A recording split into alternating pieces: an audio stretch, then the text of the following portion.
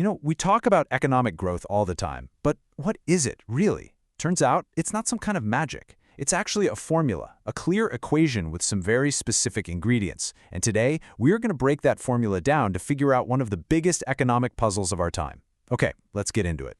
It's a feeling a lot of us have, right? That for the past decade or so, things just haven't been moving as fast as they used to. It's like our economy's been stuck in second gear. So what's really going on? Let's figure out exactly why that is, and more importantly, what it takes to get back up to speed. So, here's our game plan. First, we'll look at the problem, that slowing engine. Then, we'll uncover the simple two-part formula for growth. After that, we'll investigate a couple of big mysteries, the productivity puzzle and the workforce gap. And finally, we'll see how we can put all the pieces together to reignite that growth.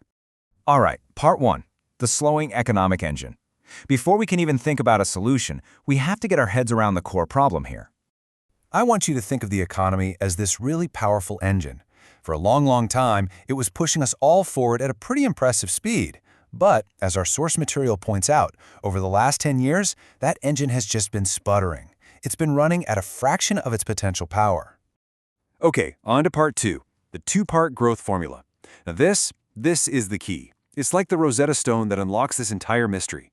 Once you get this simple equation, everything else just clicks into place. But first, really quick, let's just make sure we're all on the same page. When we talk about economic growth, what we're really saying is that a country is producing more stuff, more goods, more services than it did before. It's basically a measure of our total output. Simple as that. So here's the crucial part. Economic growth comes from only two places. That's it. It's a two-step recipe. Step one, you boost productivity. That means each worker is producing more stuff per hour. Step two, you increase the total number of hours being worked across the whole economy. To get growth, you need one or ideally both of these things to go up. All right, part three, the productivity puzzle. Let's put on our detective hats and start with that first ingredient, because something has gone seriously wrong with our productivity. And the scale of this problem is, well, it's kind of staggering. This quote from the source material says it all.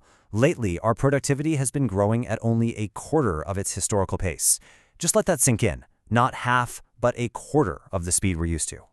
And this chart just drives that point home, doesn't it? That tall bar on the left, that's our historical pace. And that tiny bar on the right, that's where we are now. It's not a small dip. It is a dramatic collapse. This is a huge reason our economic engine is sputtering. So how is productivity supposed to increase anyway? Well, it really boils down to two main things. First, workers get more education and skills, right? They get smarter and more efficient. And second, businesses invest in better tools. We're talking faster computers, more advanced machines, modern factories, all the stuff that helps people do their jobs better. So if we're looking for the culprit, the evidence from the source points to one main suspect for our productivity problem, a major slowdown in that business investment. Companies just haven't been upgrading their tools and equipment at the rate they used to. Which brings us to part four, the workforce gap. Because it turns out the productivity slowdown is only half the story. That second ingredient in our growth formula? Yeah, that's in short supply too. Now you might be thinking, oh, this is just about the baby boomers retiring. But the data shows something else is going on.